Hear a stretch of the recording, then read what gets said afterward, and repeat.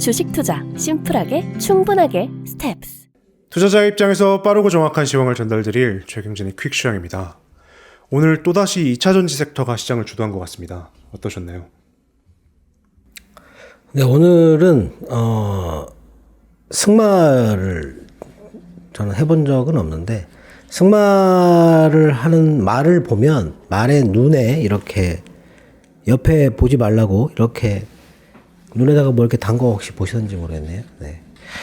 지금 시장은 오늘 그렇게 달리고 있는 것 같습니다. 네, 오늘도 바로 질문 드리겠습니다. 외인의 매도가 멈추지 않는데도 시장이 다행히 상승 반전했습니다. 오늘 시장 흐름에 대해서 설명해 주시죠. 네, 오늘은 일단 외인이 선물을 아침에 매도를 하다가 매도량이 많지는 않았어요. 매도를 하다가 11시 반인가요? 그때부터 이렇게 돌렸어요. 돌렸는데 이미 시장은 10시 정도부터 이렇게 약간 돌아서는 듯한 그런 움직임이 있었거든요. 근데 중국 시장이 열릴 때 살짝 빠졌다가 다시 이렇게 11시 정도에 올라왔고, 그리고 기관 쪽에서는 코스닥을 1시 정도인가 그때 이렇게 매수를 늘리기 시작했어요. 갑자기 매수를 늘리기 시작했고, 외인들은 코스피 시장에서 11시 조금 넘어가지고 갑자기 500억 매도가 나와가지고 이게 도대체 어디서 나왔는가를 보니 또 전기전자에서 나왔어요, 이게. 그리고 이게 하루 종일 매도를 또 늘려가지고 마감할 때 또 500억을 또 늘렸어요. 네. 매도를 코스피에서는 너무 심하게 하고 있다, 그렇게 보여지고, 그리고 2시가 되고 나서 나스닥 선물도 이제 상승폭이 가파르게 이렇게 올라가기 시작했고, 우리나라 시장도 2시에 이렇게 갑자기 뛰는데 외인의 선물 매수가 천천히 이렇게 올라오다가 2시 정도에 다시 이렇게 조금 올라가는 듯한 그런 흐름이 나왔었습니다. 그래서 다행스럽게도 오르긴 했는데 올라가는 폭은 아주 미미한, 네. 코스피에서는 전혀 개선의 조짐이 보이지 않고 삼성전자의 어닝 서프라이즈가 나왔는데도 불구하고, 네, 외국인의 매도는 지속되고 있다. 삼성전자를 왜 이렇게 많이 매도를 하고 삼성전자는 도대체 왜 못 오르나, 여기에 대해서 뭐 얘기를 많이 하는 것 같아요. 그리고 이번 실적에 대해서도 반도체가 8조가 넘게 나왔고, 그리고 이제 스마트폰 모바일 쪽에서 한 4조 원 정도가 나왔거든요. 신상품이 갑자기 판매량이 급증을 했어요. 이번에 그 GOS 논란이 있었긴 했는데, 그렇게 됐는데도 불구하고 파운드리 그쪽에서 이 수율이 개선이 안 되고 있다, 뭐 이런 거는 뭐 좀 악재가 되겠지만, 그런 거보다는 삼성그룹 전체가 아무것도 안 하고 있다. 예. 뭔가 이게 외부로 정보가 이게 나가는 거를 차단하고 있는 듯한 어떤 그런 느낌까지도 받을 정도로, 물론 뭐 IR을 하거나 아니면은 이렇게 사장이 나와서 뭐 무슨 얘기를 하긴 하는데, 주주총회도 했으니까요. 네. 그런데도 불구하고 전혀 움직임이 없다, 이런 경우가 잘 없어요, 이렇게 오랜 기간 동안. 예. 뭐 제가 생각할 때는 삼성전자가 부진한 이유는 그게 가장 크다라고 보면 될 것 같고요. 그리고 실적이 이렇게 좋게 나왔는데 싼 거 아니냐라고 생각을 하시는데, 싸지 않습니다. 네, 싸지는 않아요. 근데 지금 이렇게 뭐 싸지는 않다 하더라도 반도체에 대한 미래가 너무너무 좋은데 이렇게 못 오를 이유는 없는 거거든요. 예. 예전에는 반도체를 왜 그렇게 좋게 안 봤냐면, 반도체의 그 실적이 너무 등락폭이 크다라는 거죠, 이게. 삼성전자의 실적을 과거 거를 보시면 아시겠지만 등락폭이 컸어요. 그리고 예전에 그 치킨 게임을 해가지고 가격을 끌어내리면서 공급을 뭐 계속 늘렸었죠. 그렇게 해가지고 많은 기업들이 빠져나가 버렸고, 그리고 지금 현재 점유율을 70% 정도를 장악하고 있는 건데, 그때 뭐 물론 과거랑 지금 완전히 상황이 다른데, 그때 스마트폰 이전 뭐 하여튼 그럴 때, 그때는 이 반도체 멀티플이라고 해서 수익 가치를 주는 거를 얘기를 하는 거거든요. 근데 그거를 뭐 5배, 8배가 거의 최고였어요. 한 5배 정도를 주는 게. 왜 이렇게 안 주냐 했더니 이게 등락폭이 너무 심하기 때문에 못 준다, 이랬는데 지금은 그게 아니잖아요. 지금은 많이 주고 있어요. 예. 많이 주고 있습니다. 근데 반도체가 TSMC를 비교를 해보면 너무너무 차이가 크잖아요. 근데 TSMC는 파운드리고 위탁 생산 업체고 그 삼성전자는 메모리 반도체라는 거죠. 예. 다르거든요, 사업이. 그래서 이제 그런 부분도 있긴 한데 이게 좋아져 가지고 이 판매량이 전자제품의 판매량이 그리고 새로운 기계들이 계속 나와 가지고 증가를 한다면 당연히 메모리도 좋아야 되는 거죠, 원래는. 그래서 실적이 증가하잖아요. 근데 뭐 실적이 좋다라고 해서 오늘 뭐 이게 몇 개 언론사에서 이 그래프를 그려 가지고 비교를 해놨던데요. 2017년도에 그때가 이제 최고치였는데 그거를 매출이 지금 거기에 어마어마하게 넘어서 버렸죠. 매출이 이렇게 넘었어요. 근데 영업이익은 이제 살짝 여기를 살짝 넘었습니다. 살짝. 이 얘기는 무슨 얘기를 하는 건가요? 매출이 이렇게 올라갔는데 영업이익은 요만큼 올라갔다. 마진율이 떨어지고 있다라는 얘기잖아요. 그죠? 예. 그런 부분에서는 이게 그 주가가 가파르게 올라가려고 하고 그리고 탄력이 좋게 뛰려고 하면은 영업이익, 마진율 이런 게 좋아야 돼요. 엄청 좋아요. 그러니까 최근에 이게 뭐 올라가는 저번에 의료기기 뭐 이게 마진율 50% 30% 이런 거 말씀을 드렸는데 이게 올라가는 속도가 틀립니다. 그게.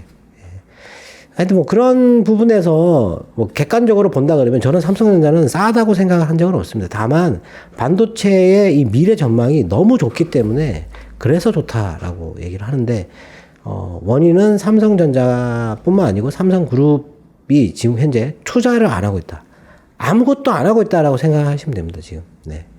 거기에 대한 실망보다는 뭐 기다리는 움직임이지 않을까 하는 그런 생각도 들고요. 네. 하여튼 뭐 그런 것 때문에 전기전자에 오늘 한 4천억 정도의 매도가 있었어요. 다행히 LG전자는 오늘 크게 올랐습니다. 실적이 좋게 나와가지고. 예. 실적 그 증권사에서 이 실적 전망 가이드라인을 제시를 하거든요. 근데 안 좋을 거라고 얘기를 했잖아요. 그래서 주가가 빠졌잖아요. 예. 근데 이게 틀려버렸잖아요. 이게. 그래서 주가 실적 이만큼 높게 나오면 이거 다 되돌려야 되는 거잖아요. 예. 근데 이때 와서 하는 얘기가 또 뭐냐면, 이게 최고점이 아닌가, 고점이 아닌가, 피크가 아닌가, 이런 얘기를 또 합니다. 그럼 이 주식은 또 올라다가 또 내려가 버리는 그런 일이 비일비재하거든요. 그럼 누굴 원망을 해야 되나요? 그 뭐 실적 전망한 증권사를 원망을 해야 되나요? 그것도 아닌 것 같고, 예. 그럼 뭐 저기 탐방했을 때 기업에서 우리가 이만큼 팔고 있고 이렇게 잘 되고 있다라는 데이터를 잘 줬으면 전망이 또 좋게 나올 수도 있는 거잖아요. 네. 하여튼 뭐 그런 악순환 같은 건데 뭐 그런 게 지금 우리 시장에는 좀 안 좋지 않을까. 예. 하여튼 뭐 안 좋았다. 어제 유럽의 2월 그 소매 판매가 월간으로 0.3%가 증가를 했어요. 이게 전망은 0.6%였는데 소폭 떨어졌고 연간으로는 5%였는데 전망은 4.8%였어요. 소폭 늘었고. 그리고 어제 그 미국의 주간 신규 실업 수당 청구 건수, 예. 요게 53년 만에 최저치라고 나왔는데 16만 6천 건이 나왔어요. 지난번이 17만 1천 건이었고 전망은 한 20만 건 정도 되지 않겠는가 이렇게 생각했는데 16만 건이 나왔습니다. 네. 너무 좋은 거잖아요. 고용이. 예, 고용이. 고용 지표 이거 나왔는데 주가 안 올랐지 않습니까? 예. 이거 나왔다고 해서 회복했다? 그런 건 아니라고 생각하거든요. 어제 미국 시장이 빠졌다고 회복했잖아요. 네. 1시 40분인가요? 그때 돌렸거든요. 네. 이렇게 고용이 좋다는 거죠. 경제가 좋다라는 얘기입니다. 미국 경제는 지금 좋아요. 네. 좋기 때문에 당연히 올라가는 거 아닙니까? 우리나라 경제는 안 좋습니다, 지금. 예. 그 2월 그 미국의 소비자 신용이 418억 달러가 나왔는데 이게 이전이 89억 달러예요. 거의 5배 가까이 뛰었어요. 소비자 신용이. 예. 전망이 166억 달러였는데 2배 정도 늘어나겠지라고 생각했는데 5배 가까이 뛰었다라는 거죠. 금리가 올라가고 있는데. 더 오르기 전에, 물가가 더 오르기 전에, 하여튼 뭐, 돈 빌려가지고 뭘 해야 되겠다라는 거잖아요. 네. 하여튼 뭐 그런 부분에서는 미국은 지금 현재 좋다. 올라갈 수밖에 없다. 다만 이제 시장의 분위기에 대해서 장단기도 역전되고, 뭐, 소비도 좀 줄어드는 듯한 그런 움직임 뉴스도 있고, 침체가 불을 보듯 뻔하다. 이런 얘기들이 오늘도 보니까 뭐 몇몇 애널리스트들이 뭐 3분기 빠르면 3분기에 침체가 나타날 거다 뭐 이런 식으로도 얘기를 하고 있는데 지금 현재 미국 시장은 좋아요. 이렇게 빠질 이유가 없는 거죠. 지금 그러면 이게 당연히 회복은 해야 될 거 아니겠습니까? 예. 그리고 러시아 국방장관이 중국과 북한에다가 무기를 요청을 했어요. 네. 요청을 했다라는 주장이 있었습니다. 네. 이게 사실이 확인된 건 아니에요. 왜냐면 국방장관이 2주 동안 안 나왔잖아요. 그래서 뭐 병에 걸렸니, 뭐 축출당했니 이런 얘기를 했었는데 중국과 북한을 몰래 방문해가지고 무기를 달라고 요청을 했다. 근데 중국은 거기에 대해서 대답을 안 했는데 북한은 준다고 하지 않았을까라고 예, 그런 얘기가 있습니다. 뭐 무기 체계가 비슷하니까 미사일하고 탄약이 비슷하잖아요. 예, AK-47 그거 쓰잖아요. 개량형이지만. 예. 그랬고 러시아 외무장관이 우크라이나가 지난달 이스탄불에서 그 평화 협정 거의 합의됐던 부분들 있지 않습니까? 그 부분들을 뒤집는 얘기를 하고 있다라고 얘기를 했어요. 네. 거의 뭐 합의가 멀어지고 있는 그런 얘기들인데 하여튼 새로운 협상안을 제시를 했다. 근데 그거를 러시아는 절대 수용할 수 없다. 이렇게 얘기를 했습니다. 그리고 어제 유엔에서 인권이사회 이사국 러시아가 거기서 이제 퇴출 당하느냐 안 당하느냐 표결을 했는데 93표가 나왔어요. 찬성이 퇴출을 하는데 기권이 58표였고 반대가 24표입니다. 네. 기권을 빼고 3분의 2가 나와야 되거든요. 그래서 퇴출됐다. 이사국이 예, 퇴출됐다. 그리고 나토가 우크라이나에 다양한 무기를 지원하겠다라는 합의를 했고요. 그리고 지금 핀란드도 나토에 가입을 할 것 같다. 지금 신청할 것 같다. 이런 얘기도 있었고, 그리고 뭐 보스니아하고 뭐 조지아하고 이런 쪽도 지금 현재 나토가 뭐 이렇게 지원해서 뭐 하여튼 그런 얘기들이 많이 나오고 있습니다, 지금. 그리고 미국도 우크라이나에 무기 대여법 이거 통과됐어요. 네. 무기를 무한정으로 빌려주는 겁니다, 이거 2차 대전 때, 독일이 러시아를 침공을 해가지고 쭉 밀고 들어오는데 거의 어떤 저항도 없이 그냥 쭉 밀고 들어와 버리거든요. 근데 하여튼 거기서 뭐 이렇게 치열하게 전투를 하는데 여러 가지 전투 지역이 있어요. 지역이 있는데 그때 스탈린이, 미국에게 요청한 게 있거든요. 그게 뭐냐면 탱크를 만드는 공장을 예, 어마어마하게 지어달라는 거였어요. 그때 미국이 그 공장을 짓는 시설을 배로 나르기 시작을 하는데요. 러시아 쪽으로 이렇게 어마어마한 양이 들어갔어요. 그래가지고 이 소련이 그때 개발했던 탱크가 있어요. T 뭐 이렇게 해가지고 있는데 독일의 타이거 탱크 티거라고 얘기도 하기도 하고 타이거라고 얘기도 하기도 하는데 그 탱크하고는 성능 차이에서 큰 차이가 나긴 하는데 수천 대를 만들어 버려요. 그거를 어마어마하게 생산을 합니다. 그걸. 네. 물량 공세를 한 거죠. 인해 전술이 아니고 예, 물량 전술로 해가지고 밀어붙이게 되는데 그런 거랑 비슷한 거거든요. 네. 무기를 무한으로 그냥 대여법이잖아요. 네. 무한으로 대주겠다. 뭐 이런 얘기거든요. 좋은 얘기죠. 뭐 하여튼 근데 전쟁이 길어지면 안 되는데 하여튼. 그리고 크렘린궁 대변인이 지금 그 전쟁에서 러시아군이 심각한 손실을 입었다라고 얘기를 했습니다. 심각한. 근데 사망자 수는 지금 우크라이나가 얘기하는 거랑 러시아가 얘기하는 거랑 이쪽 서방 쪽에서 얘기하는 거랑 많이 틀린데 뭐 7,000명에서 15,000명이 죽었을 것이다라고 얘기를 하고 있어요. 근데 심각한 손실이라고 얘기한 건 처음이거든요. 이렇게 얘기를 하면서 가까운 시일 내에 이 군사작전의 목표가 달성되거나 아니면 평화협정이 타결되는 거를 기대한다라고 얘기를 했어요. 네. 하여튼 뭐 공격을 어마어마하게 해서 빨리 끝내버리려고 하든지 그게 안 되면 타결이라도 빨리 해야 된다라는 거죠. 네. 뭐 무기가 없어가지고 무기를 요청을 할 정도니까 지금. 그리고 미국이 러시아하고 벨라루스 최해국 무역에서 최해국 대우 종료를 발표를 했고, 그리고 이게 에너지 수입 금지 요 법안도 상원을 통과를 했어요. 이게 상원에 표결돼가지고. 그리고 일본도 러시아 석탄 수입 금지를 지금 검토하고 있고 오늘 중으로 그 추가 제재안을 발표하겠다고 얘기를 했습니다. 그리고 어제 제가 유럽연합이 석탄 금지 이거 타결되기 어렵지 않겠나 이렇게 생각했는데 타결이 됐습니다. 예. 아주 의외네요. 이게 석탄이 러시아 석탄을 45% 정도를 수입을 하고 있는데 석탄은 그렇게 충격이 크지 않다라고 얘기를 하네요. 하여튼 뭐 처음으로 에너지에 대한 그런 제재안이 나왔다. 예. 근데 요게 8월 초에 발효가 됩니다. 8월 초. 예.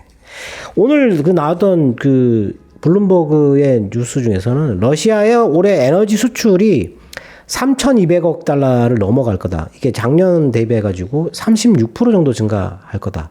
최근에 루블이 떨어져가지고 전쟁 전 수치로 루블화가 회복을 했어요. 그래서 이게 여기에 대해서 의미를 많이 해석을 많이 하는데 이런 그 에너지 수출이 증가를 하기 때문에 루블이 회복하는 거다.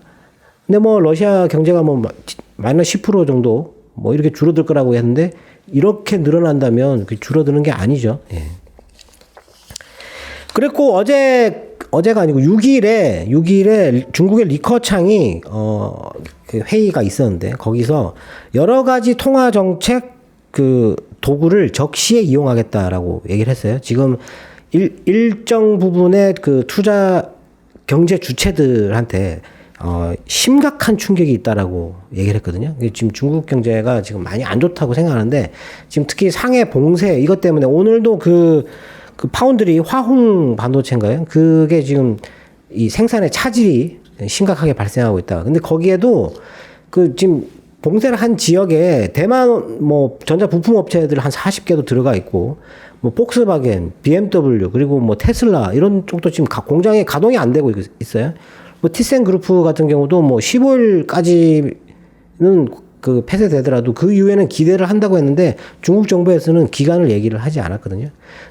또 심각한 거는 지금 이 상해 항인데 배가 지금 물건을 못 내리고 대기하고 있는 배가 너무너무 많다라는 거죠. 지금 이게 그 물동량이 유럽 상공회의소에서 지금 얘기합니다. 상해 지금 물동량이 40%가 감소했다. 그리고 지금 생산 지연 차질 이런 거는 그 미국 그 상공회의소 이쪽에서 얘기한 거는 80% 정도 기업이 피해를 입고 있다. 이렇게 얘기를 했어요. 네. 피해가 지금 눈덩이처럼 불어나고 있는 상태인 거죠. 이게 빨리 끝나야 되는데 지금 기약이 안 보인다라는 겁니다. 근데 중국 시장이 안 빠져요. 예. 부양책을 쓰겠다고 얘기를. 금융안정기금 만들고 그리고 지금 이 부양책 쓰는 거 요거 지금 금리 인하 기대하는 건데 지준율이나 대출금리 인하 그리고 이 세금 환급 되는 거 엄청난 규모로 지금 세금을 돌려주려고 하는 거잖아요. 네. 하여튼 그리고 부동산 규제도 많이 풀고 거기에 대한 기대감 때문에 지금 안 빠지고 있는 것 같은데 봉쇄가 길어지면 길어질수록 우리 전 세계 이 경제에 물동량 여기에 심각한 피해를 줄 수 있다라는 거 그거는 좀 일단 생각을 하고 있어야 되겠죠. 그리고 미국의 국가경제위원장이 반도체가 부족해가지고 작년에 미국 성장률 1%가 감소했다 이런 얘기를 했어요. 그래서 지금 빨리 반도체 이 공급난 이거 해소를 하기 위해서 합의해야 되는데 지금 그 520억 달러 지원하는 거 그거 아직도 지금 합의가 안 돼가지고 이 협상단을 또 꾸렸다고 얘기를 하는데 그거 참 늦습니다 진짜. 네. 그리고 그 연준 총재 블라드가 나와가지고 연말까지 3.5%로 금리를 올려야 된다라고 얘기를 했어요. 근데 뒷북이다 이런 얘기를 하고 있죠. 그래서 블라드도 늦은 감이 있다라고는 얘기를 하는데 늦지는 않았다. 아직 늦지는 않았다라고 얘기했는데 그 뉴스는 대부분 보니까 늦었다 이렇게 얘기를 하고 있어요. 그리고 양적 긴축 그 자산 축소 이거 한다고 해가지고 지금 10년물 금리가 급등했잖아요. 네, 급등해가지고 장단기 금리 차가 역전됐다가 다시 벌어지고 있어요. 네. 금리만 계속 그렇게 급격하게 올린다고 얘기하면 안 되고 그러면 이게 당연히 역전돼 버린다고 말씀을 드렸는데 역전된 상태가 계속 오래 가겠죠. 예, 그걸 막기 위해서는 자산 축소를 같이 진행을 할 수밖에 없다라는 거죠. 지금 현재 상황으로는. 그래서 이걸 얘기를 하니까 이게 벌어지는 거죠. 그걸 보고 블라드 총재가 아주 좋다 이렇게 얘기를 하는 거예요. 예. 3년물 사실 3년물 갖다 대고 5년물 갖다 대고 이런 그런 거는 사실 갖다 댈 필요가 없습니다. 그냥 가장 이 연준의 금리를 가장 잘 반영하는 게 그게 2년이거든요. 2년. 그래서 2년물 보는 거고 그리고 경기 이거 하고 이건 거 가장 잘 반영하는 게 10년물이에요. 그냥 그 두 개 그냥 비교하면 되는 겁니다. 의도적으로 그걸 벌리려고 하는 거예요, 지금. 역전이 되면 경제 주체들이 침체라고 생각하기 때문에 그런 생각이 퍼지는 걸 막기 위해서 벌리려고 하는 거거든요. 예. 그런데 무슨 다른 뭐 3개월물 뭐 이런 거 뭐 이론상으로는 뭐 그런 게 있긴 하지만 국채를 보는데 3개월물 가지고 판단한다라는 거는 뭐 어떤 전문가분들은 그건 아니다라고 얘기를 하고 있습니다. 네. 하여튼 뭐 그런 얘기를 했는데 3.5%까지 올릴 수 있느냐? 뭐 그 정도까지는 아니겠죠. 이 사람은 워낙 매파 중에 매파인 사람이기 때문에 뭐 그 정도를 겁낼 필요는 없고, 그리고 금리가 올라가는 속도를 진짜로 봐야 되거든요. 지금 겁낼 필요가 없어요. 그러니까 한다 하긴 하는데 도대체 어떻게 하는지, 그리고 자산 축소의 규모와 속도가 중요하거든요. 지금 현재 그거를 어떻게 할 거냐. 돈을 풀었던 걸 다시 돈을 이렇게 흡수한다라는 거, 그거 정말 고통스러운 일이기 때문에 중앙은행 입장에서는 그건 정말 안 하고 싶은 일이에요. 그러니까 엄청나게 빨리 돈을 걷어들이려고 하지는 않을 거다. 그리고 미국 정부를 가만히 보겠죠. 이 돈 쓸 때를 빨리 찾아보라라고 얘기를 할 수도 있습니다. 그게. 그리고 이제 시장에서 연준이 이제 정책 실수했다. 이것 때문에 지금 급격하게, 이게 실수라는 게 뭐냐면 적정할 때 금리를 올리지 못했다라는 거죠. 그래서 인플레이션이 이미 너무 많이 올라 버렸고 이걸 잡기에는 너무 늦었다라는 거죠. 그래서 지금 계속 금리를 올려도 연말까지 계속 올려도 물가는 내려오지 않을 것이다. 라는 게 지금 현재 시장의 우려인데, 늦기는 늦었겠죠. 당연히. 그 뭐 고집을 부리고 있었잖아요. 고용을 얘기를 하면서 돈을 계속 풀었잖아요. 물가가 뛰는데도 불구하고 내려갈 거다 계속 그렇게 얘기를 했지 않습니까? 거기다가 갑자기 전쟁이 터져버린 거죠. 전쟁이 안 났으면 사실 뭐 그렇게까지 얘기는 안 나오겠지만, 전쟁이 뭐 난다라고는 했지만 실제 날 줄은 몰랐다라는 거죠. 네. 하여튼 뭐 그랬지만 이 정책에 대해서, 연준에 대해서 이렇게 이 신뢰감이 떨어지게 되면 좀 시장이 안 좋거든요. 근데 이런 설문조사는 있지만, 만일에 연준이 이번에 빅스텝으로 가고 그래서 물가가 이렇게 떨어지는, 여러 가지 지금 막 바이든은 지금 비축류까지 방출해가지고 유가를 끌어내리려고 하고 있고, 뭐 여러 가지 정치 외교적인 부분하고 그리고 통화적인 부분을 같이 쓰려고 하는 거죠. 그러면 이게 내려올 수 있잖아요. 내려오면 그때는 뭐 상당히 좋아진다라고 보시면 되지 않을까 싶습니다. 그리고 JP 모간이 인플레이션 헤지로 이 원자재 가격이 앞으로 30에서 40% 정도 더 올라갈 것 같다. 예. 인플레이션이 이렇게 높은데 돈을 들고 있을 수는 없잖아요. 뭔가를 사야 되는데 이 원자재를 산다라는 거죠. 네.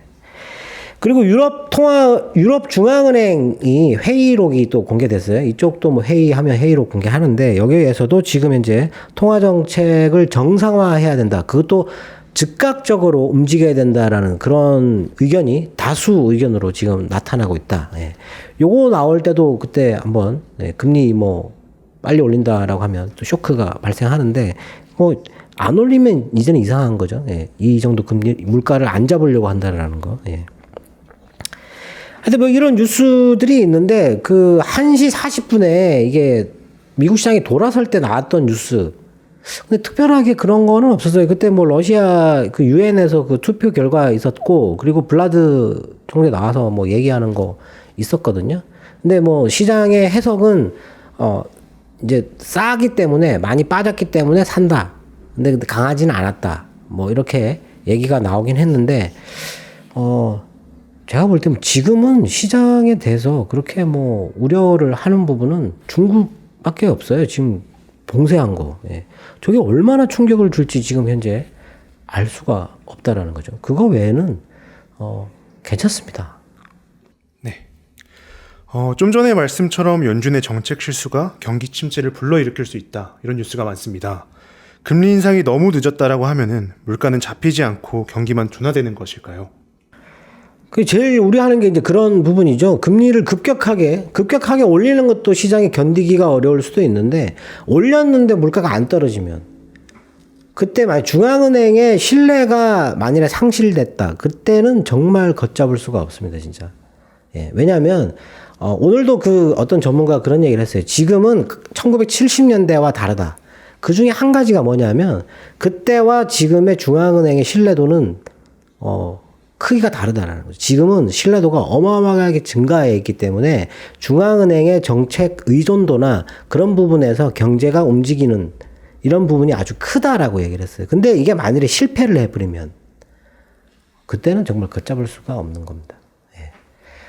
근데 지금 걱정할 일은 아니에요. 네. 그 뭐 금리가 어느 정도 올라갔을 때 효과가 나타나느냐, 그건 알 수가 없어요. 다만 중앙은행이 그 어마어마한 데이터를 보거든요. 연준이 데이터를 보는데 이게 올리는데 경제 지표나 이게 성장 속도가 둔화되긴 하더라도 계속 성장을 해가고 있으면 부담 없이 올릴 수 있어요. 근데 올리다가 이게 딱 멈출 때가 있거든요. 그러면 이제 금리를 동결을 합니다.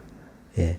그 동결하는 금리를 언제냐라고 보기 좀 확실하게 알 수 있는 방법은 없거든요. 근데 그때가 문제가 되는 거예요. 지금 회의를 뭐 계속 해가지고 올린다 하더라도 지금 뭐 몇 번은 빅스텝으로 가지만 0.25%로 간다면 그래도 올해 말까지는 괜찮지 않을까라고 생각을 하는 거고, 그 와중에 물가가 떨어진다라는 신호가 잡힌다든지 아니면 다른 호재가 나온다면 상황은 바뀔 수가 있는 거죠.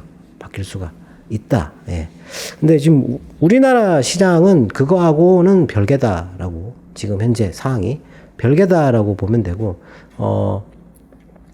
국제관계에서 지금 현재 우리나라가 차지하고 있는 위치에 대해서 그것 때문에 지금 조금 이 우리나라를 강하게 투자를 하려고 하는 그런 조짐이 없다라고 보여지거든요. 예. 지금 뭐 이게 양분되는 거 아니에요? 지금 이 세계가 양분되는 건데 이쪽 편에 들기도 그렇고 이쪽 편에 들기도 그렇고, 우리나라 입장은 지금 그렇거든요. 왜냐면 여기도 거래를 많이 하고 있고 여기도 거래를 많이 하고 있기 때문에.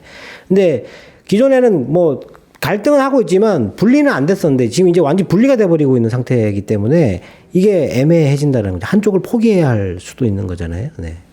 포기는 안 되겠지만 하여튼 그런 부분에서 지금 현재 우리나라가 약간 불리한 위치에 있다라고 생각이 됩니다. 네. 그리고 오늘은 그 테크윙이 1분기 실적 때문에 또 좀 올랐고, 하나 머티리얼즈 같은 경우는 공장 증설한다고 해서 예, 올랐어요. 그리고 아까 초반에 얘기를 했는데 2차 전지 업종이 다 올랐습니다, 오늘. 예. 거의 뭐 2차 전지가 시장의 유동성을 다 빨아들이는 듯한 그런 움직임이었는데, 2차 전지가 저는 안 좋을 거라고 생각을 해서 투자를 안 한다고 했는데, 바꿔야죠. 예. 생각이 틀리면 바꿔야 되잖아요. 네. 근데 뭐, 다른 종목들을 다 보고 싶지는 않고요. 예. 오늘 유심 있게 본 거는 포스코 케미칼이죠. 공장을 증설한다고 했는데도 불구하고 주가가 계속 빠지고 있어가지고, 최근에 이걸 조금 유심히 보고 있었거든요. 근데 SK 쪽에 그 품질 테스트에서 떨어졌잖아요. 그래서 참, 실망감과 더 이상 볼 필요가 없겠다 이렇게 생각을 하고 있었는데 오늘 갑자기 올랐어요. 네. 단순하게 그냥 공장 착공 뉴스 때문에 올랐다? 그거는 아닌 것 같고, 하여튼 기대하는 부분이 좀 있지 않을까. 예. 그리고 코스모 신소재도 올랐고, 다 올랐어요. 뭐 후성, 엔캠, 그리고 저기 신흥 SEC, 동아기업, 뭐 에코프로비엠, 그리고 뭐 LNF, 예. 뭐 SKI 테크놀로지, 그리고 SKC, 뭐 동원 시스템즈, 네. 다 올랐잖아요. 네. 근데 모멘텀이 있는 회사를 사야 됩니다. 모멘텀이 있는 회사를. 지금 그 2차 전지의 그 수익 가치를 평가하는 그게 너무 높기 때문에, 어제 LG 에너지 솔루션은 실적이 좋게 나왔는데 오늘 안 올랐잖아요. 이게 지금 그 2차 전지 업종은 지금 현재 실적으로 지금 주가를 설명할 수 없어요. 다만 지금 이렇게 강하게 올라가는 거는, 오늘도 뉴스가 나왔지만 중국의 전기차 판매가 1분기에 100만 대를 넘어갈 거라고 얘기를 하고 있고, 올해 500만 대를 넘어갈 거라고 얘기를 하고 있거든요. 예. 전기차 판매량이 너무 이렇게 빠른 속도로 증가를 하고 있다라는 거죠. 그것 때문에 이제 아마 이게 영향을 좀 많이 받지 않았을까 싶은데, 하여튼 그 모멘텀이 있어야 된다. 이 2차 전지 쪽은 모멘텀을 잘 봐야 된다. 예. 여기까지입니다. 네. 오늘도 투자자분들의 궁금증이 해소되었길 바라겠습니다. 네, 오늘은 어김없이 예, 우크라이나에서 또 슬픈 얘기들이 많이 있었습니다. 러시아 군이 철수하고 난 뒤에 만행에 대해서 여러 가지 지금 증언들이 이렇게 나오고 있는데, 슬픈 일이 좀 없었으면 좋겠습니다. 네, 저희는 다음 주에 인사드리도록 하겠습니다. 지금까지 최경진의 퀵시황이었습니다. 감사합니다.